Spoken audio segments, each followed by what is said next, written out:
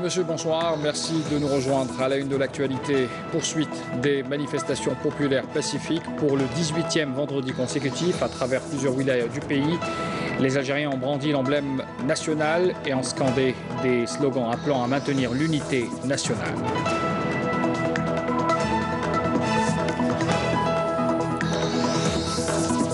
Le 13e congrès de l'Union générale des travailleurs algériens a débuté ce vendredi avec à l'ordre du jour l'élection d'un nouveau secrétaire général. Abdelmadjid Sidi Saïd n'est pas candidat à ce poste. Et puis 6 avions militaires chargés d'aide humanitaire d'urgence ont été envoyés à travers l'aéroport de Djanet vers les populations de la région de Gat en Libye, durement touchées, il faut le dire, par les dernières inondations. Et puis la foire internationale d'Alger, on en parle également ce soir, elle se poursuit à la SAFEX. On fait un zoom ce soir sur 2 entreprises importantes, les fleurons de l'industrie algérienne en électronique et en électroménager, Eniem et Eni. À suivre, un reportage tout à l'heure. Bienvenue à tous. Poursuite donc des manifestations populaires, pacifiques, pour le 18e vendredi consécutif à travers plusieurs wilayas du pays. Les Algériens ont brandi l'emblème national et ont scandé des slogans appelant à maintenir la cohésion sociale et l'unité nationale et s'éloigner surtout du régionalisme et ne pas se laisser entraîner par les discours subversifs. Les manifestants ont aussi affiché leur volonté de rester et de maintenir la phase avec l'armée nationale dans l'optique d'organiser des élections présidentielles dans le cadre d'un dialogue encadré par la Constitution. Je vous laisse découvrir ces images qui ont été tournées aujourd'hui à Alger et dans plusieurs pays, dans plusieurs wilayas du pays.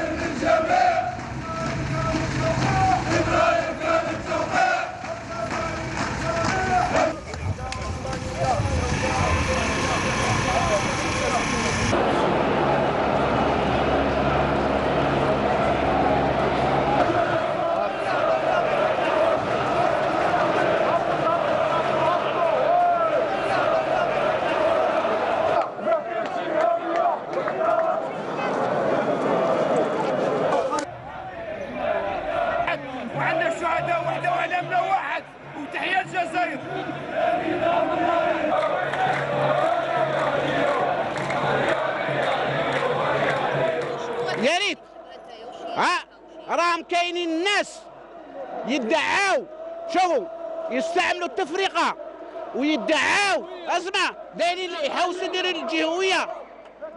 اذا نعم ما كاينش هذه وحده. ثانيا كاين اللي راهم يناديو يقولوا ما كاينش انتخابات. لا، ورانا نحن نطالب راية ترفع فوق الراية الوطنية راية الشهداء الذين ضحوا من أجل هذه البلد، ونطالب ونشدد المطالبة بتشكيل لجنة مستقلة لمراقبة الانتخابات ولها كل الصلاحيات. وهاد الناس اللي هم يبعثوهم للحبس تبارك الله فيهم ويعطيهم الصحة بليس عليه النعلة قلتها ونزيد نعاودها لو كان دا هاد الناس ويحاسب فيهم أنا نكاتف أختي وتحية القايد وتحية القايد وتحية القايد وعلام واحد عندنا أنا قبايلي من أبي وجدي وماني وكاع عندنا علام واحد فيها نجمة وهلا تلفزيون الجزائر تاعنا كبرنا معاها وفيها الحياة فيها الحشمة تقدر تشوفها مع خوتك مع مالك ما كاش الكلام العيان أمازيغي عربي قبايلي تحيا الجزائر لا للتفرقة لا للجهوية نريد إصلاحات ونريد جزائر جديدة جزائر حرة وديمقراطية وهذا جزائر هذا دمنا تقسيمات تموت خوا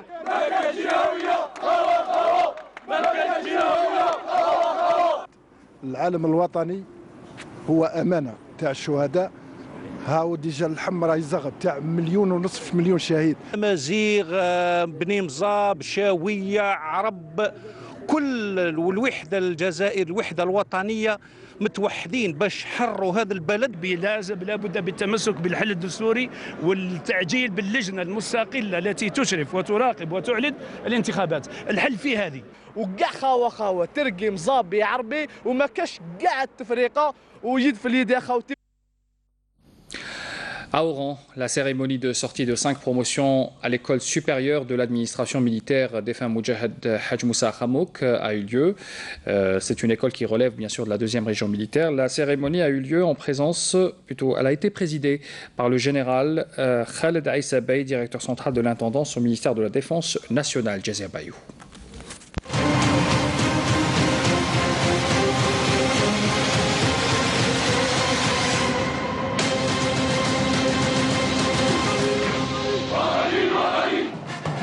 La cérémonie de sortie de ces promotions a été supervisée par le directeur central de l'intendance au ministère de la Défense nationale en présence des officiers supérieurs des autorités de Wilaya.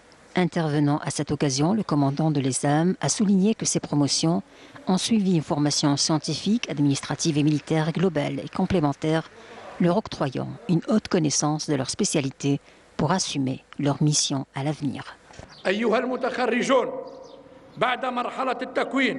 ها أنتم مقبلون على مراحل أخرى جديدة في حياتكم العملية فكونوا أقوياء بانضباطكم العسكري وأن تحرصوا على جعل قلوبكم معقلا لحب الجزائر متفانين في تأدية واجباتكم والدفاع عن وحداتكم فنجاحكم مرهون بسلوككم القويم وعملكم الجاد والمحافظة على التجهيزات والعتاد Après la prestation de serment par les officiers de la promotion sortante, les diplômes et les grades ont été remis aux majors de promotion qui ont reçu une formation scientifique et militaire sur le plan théorique et pratique bien élaborée. Cette sortie de promotion a été baptisée au nom du Shahid Khalifa Mokhtar, né à Oran et mort en martyr le 10 avril 1962. Une parade militaire a été exécutée par les officiers sortants et une exposition regroupant les travaux et les projets de fin d'études des officiers a été organisée. Nous ne sommes pas les premiers à aborder ce thème, néanmoins nous sommes les précurseurs de ce dernier en un milieu militaire. Au terme de cette cérémonie, la famille du Shahid a été honorée.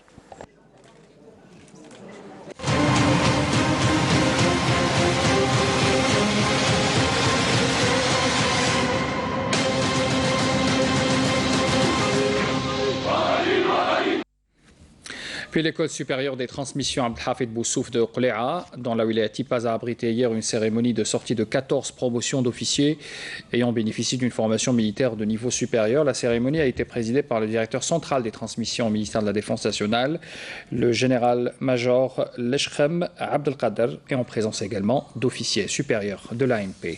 Jazir Bayou.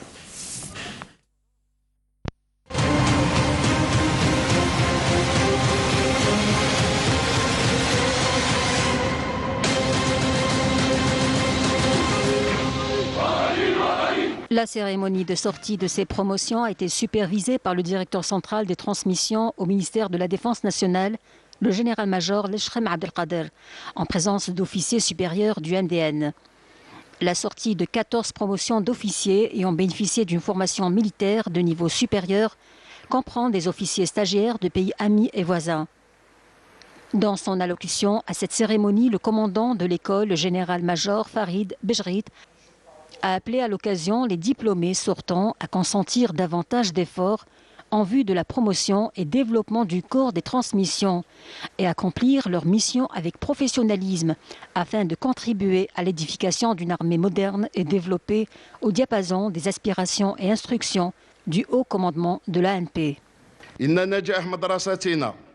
هو نتيجة المجهودات الجبارة التي بذلتها المديرية المركزية للإشارة وأنظمة المعلومات في تدعيم المدرسة بأساتذة عسكريين من خيرة إطارات سلاح الإشارة وأنظمة المعلومات.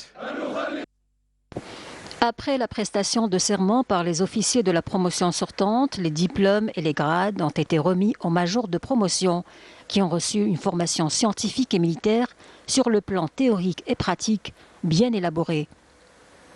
La cérémonie marquée par la présence des familles des élèves diplômés a aussi donné lieu à la présentation d'un bilan des activités de cet établissement de formation ainsi que des projets réalisés par ces élèves dans différentes spécialités militaires. هذا علم مدرستنا نضع أمانة في أعناقكم فاحفظوا الأمانة وسوروا الوديعة ودافعوا عنه حتى آخر قطرة من دمائكم. نحن أهل للوديعة صدورنا دروع المنيعة بالدم والروح نفديها بالعلم والسلاح نحميها.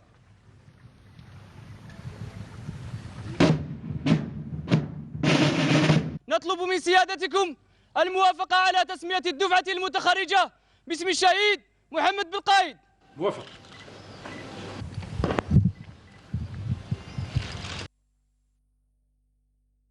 Cette sortie de promotion a été baptisée du nom du shahid Mohamed Belkaïd, né à Koléa et tombé au champ d'honneur le 12 avril 1962, à quelques semaines seulement de l'indépendance de l'Algérie. Une parade militaire a été exécutée par les officiers sortants. Et en marge de cette cérémonie, une exposition regroupant les travaux et les projets de fin d'études des officiers a été organisée. Au terme de cette cérémonie, la famille du shahid a été honorée.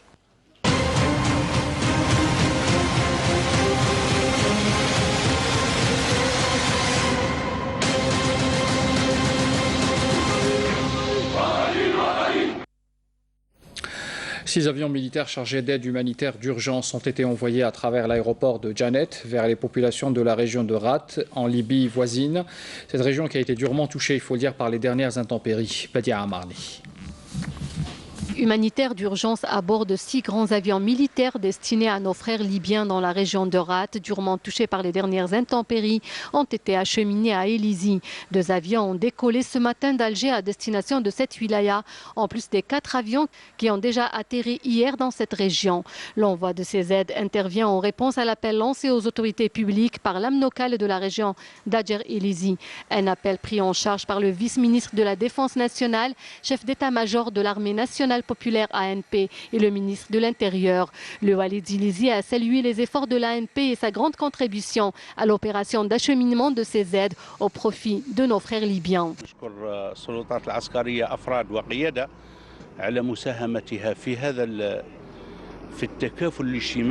Nous remercions les autorités militaires, éléments et commandements pour leur contribution dans cet élan de solidarité envers notre région Élizy, envers nos voisins et nos frères libyens. Nous avons accueilli 4 avions hier et 2 aujourd'hui, chargés de tous les besoins exprimés par nos frères libyens, avec lesquels nous étions en contact.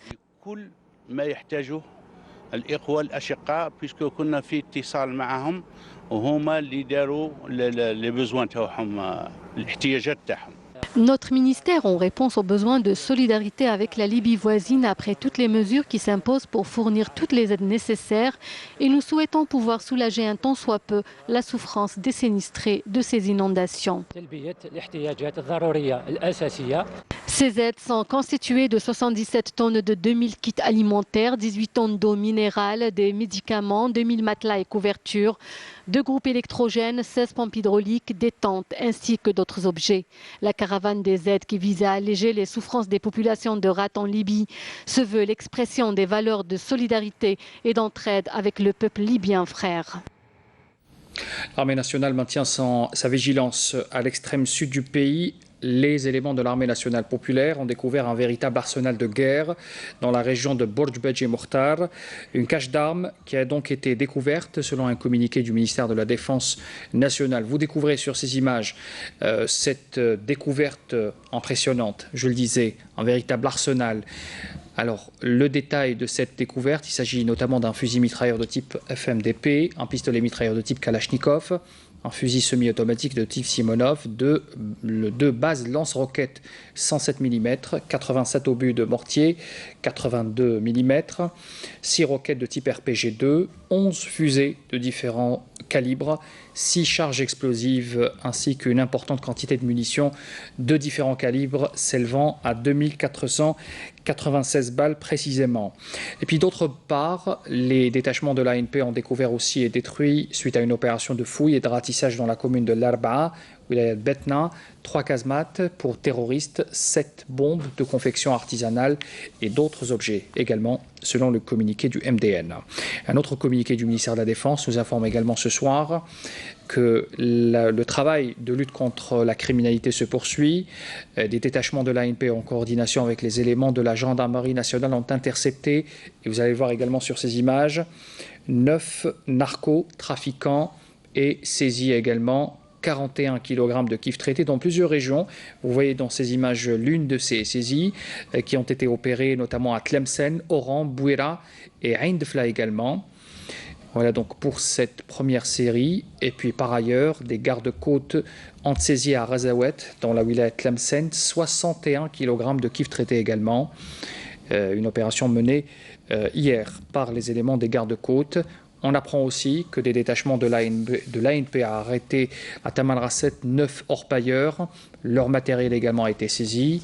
Puis les gardes-frontières ont déjoué des tentatives de contrebande de 5882 litres de carburant à Soqahras, à Tarf et enfin à Tbessa également.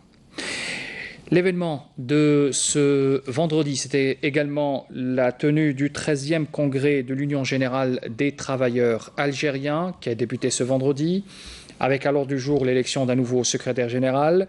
Abdelmajid Sidi Saïd n'est pas candidat à ce poste. Et puis il faut dire aussi que c'est une nouvelle ère qui se profile pour la plus importante organisation syndicale du pays, amenée à représenter véritablement les droits des travailleurs algériens. Mounana Walhamoudi était présente pour la couverture ce matin. Le 13e congrès extraordinaire de la centrale syndicale qui a commencé dans la matinée et qui se poursuit encore à l'heure actuelle devra aboutir à l'élection d'un nouveau secrétaire général, au renouvellement de la direction nationale de l'UGTA et à l'évaluation du travail de la centrale syndicale.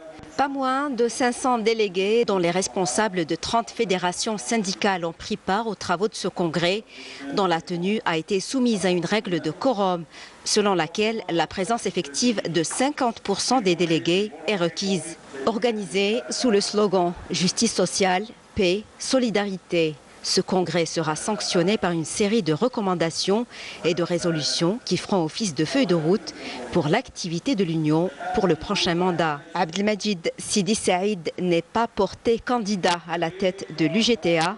À présent, 4 noms issus de la centrale syndicale sont retenus pour succéder à l'ancien SG, mais les résultats ne seront annoncés qu'en fin de soirée. À travers ces élections, les membres de la centrale syndicale aspirent à initier le processus du changement au sein de l'UGTA. Les syndicalistes présents au congrès ont tous affiché leur grande ambition de voir naître une nouvelle ère pour l'action syndicale, pour l'avenir des travailleurs algériens et pour le développement de la nation.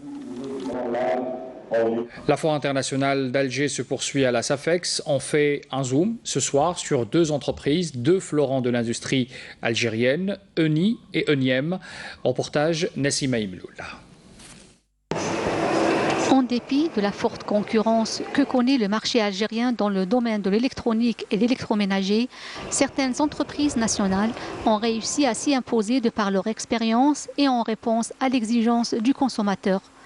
Eni, l'entreprise algérienne des industries électroniques, et Eniem, ou entreprise algérienne des industries de l'électroménager, un modèle de réussite à suivre. انتجنا بطاقات إلكترونية نلقوها في جميع المنتوجات Nous avons fabriqué des cartes électroniques valables pour tous les produits, notamment pour les téléviseurs ENI, et lancé 2 produits. Des éléments importants dans notre pays destinés surtout aux professionnels, à savoir le terminal de paiement électronique TPE et le modem Internet.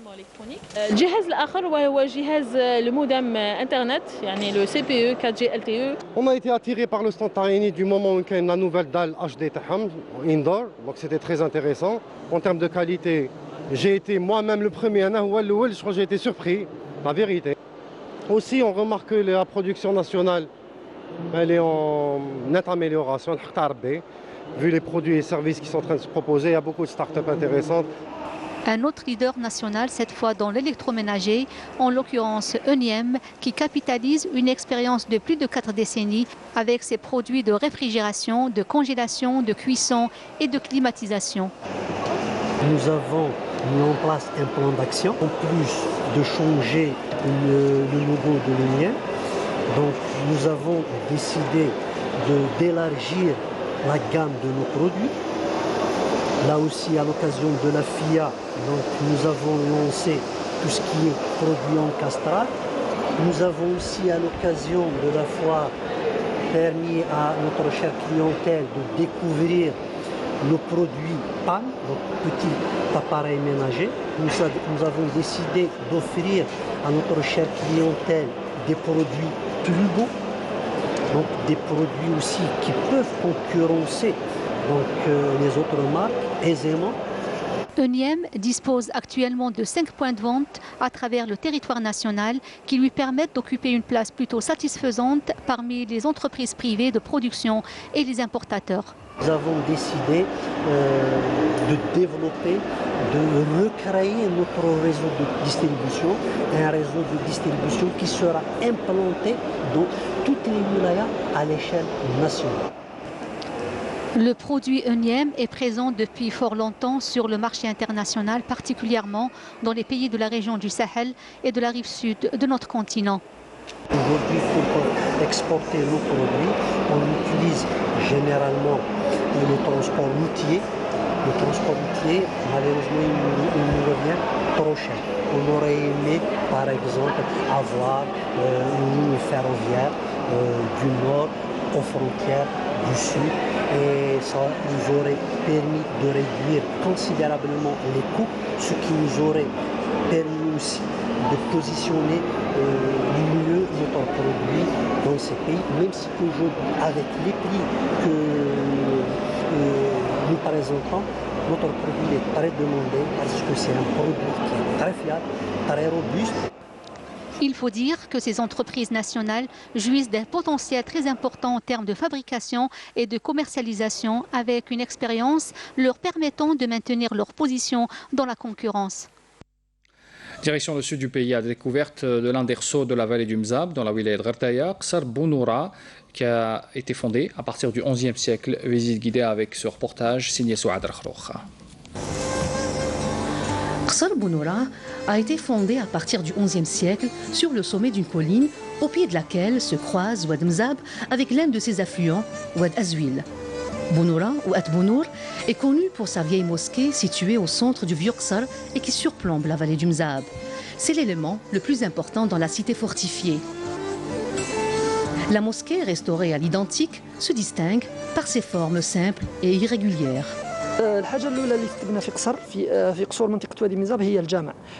Bounoura est la deuxième cité fortifiée fondée dans la vallée du Mzab. Conçue comme une forteresse, la mosquée de Bounoura est le premier édifice bâti au niveau du Qsar. Elle représente le modèle authentique des mosquées de la région du Mzab. La cité est bâtie selon le style architectural oasien. Les habitations sont à taille humaine et les ruelles sont étroites. Les maisons sont judicieusement orientées pour bénéficier d'un maximum d'ensoleillement en hiver et de fraîcheur en été.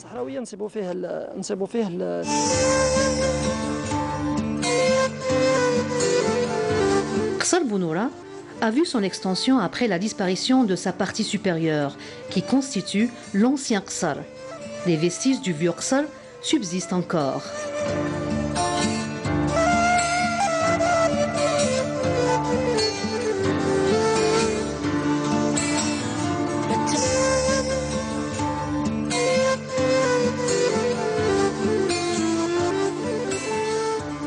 particularité d'Ursol réside dans son architecture qui recèle des maisons remparts aux lignes arrondies, formant un véritable front défensif d'une hauteur atteignant environ 20 mètres. Ainsi, Bonoura a su se protéger au fil du temps.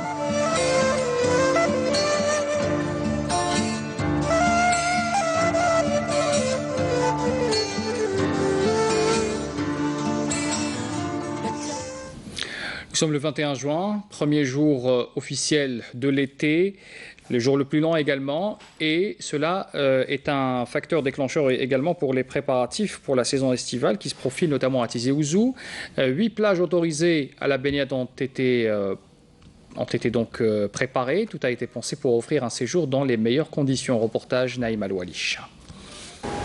À 10 jours du lancement officiel de la saison estivale, le Wali de Tizi Ouzou a effectué une visite de prospection dans plusieurs communes, dont Tigzirt et Azfoun, pour les grands préparatifs de la saison. Concernant le budget qui a été alloué pour cette saison, donc on a constaté qu'il y a des plages qui ont été endommagées, notamment la plage de Tesselest. Donc plus de 12 millions de dinars qui ont été c'est-à-dire alloués. Il y a des petites opérations beaucoup plus pour l'acquisition c'est-à-dire de matériel au niveau des plages et des équipements concernant les bacs à ordures, etc. Donc ça c'est dans le cadre des PCD. Ces préparatifs pour la saison 2019 concernent la sécurité des plages, les concessions, les aménagements des espaces et bien sûr le volet animation culturelle et sportive. Les objectifs, c'est clair, c'est de créer les conditions de vie normales au niveau de ces 4 communes. Préparer bien sûr les espaces les plages, les espaces de stationnement, la circulation routière, la sécurité. Le transport aussi, c'est important dans la mesure où il y aura un programme spécial pour le transport, surtout de nuit, au retour. Donc tout ça pour créer un peu les conditions adéquates. Pas moins de 10 millions d'estivants sont attendus sur les côtes tiziouziennes qui comptent quelques 85 km pour 8 plages autorisées à la baignade. Puis il ne faut surtout pas oublier l'événement continental que tous les amateurs de foot attendent, c'est la Coupe d'Afrique des Nations. Le coup d'envoi de la compétition débute tout à l'heure au niveau du stade international du Caire avec comme première affiche l'Égypte face au Zimbabwe. Le match est prévu à 21h, heure algérienne. La cérémonie, il faut le rappeler aussi, débutera 1 heure avant, à 20h précisément. Il faut rappeler que la sélection nationale, conduite par Belmadi, entrera dans la compétition à partir de dimanche, après-demain, donc face au Kenya. Les matchs de la compétition, certains d'entre eux notamment de la sélection nationale, seront retransmis par la chaîne nationale terrestre. Voilà, c'est la dernière information de ce journal. Merci de l'avoir suivi. Les adresses électroniques pour les replays des journaux télévisés et des émissions de la chaîne. Très bonne soirée à tous, à demain.